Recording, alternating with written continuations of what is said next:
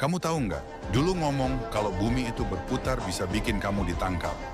Galileo Galilei berani bilang bumi mengelilingi matahari, padahal semua orang waktu itu percaya sebaliknya. Katanya matahari yang muter ngelilingi bumi. Ucapannya dianggap menghina gereja. Ia dipanggil ke pengadilan, diserang, dipaksa minta maaf.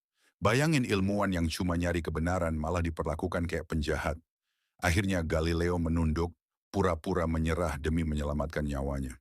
Tapi pas keluar dari ruang sidang, dia berbisik pelan, kata-kata yang legendaris.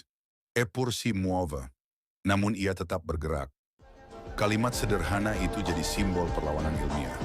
Ia mungkin dikurung karena kebenaran, tapi pikirannya nggak pernah bisa dikurung. Sekarang, dunia tahu. Galileo yang benar dan bumi memang benar-benar berputar.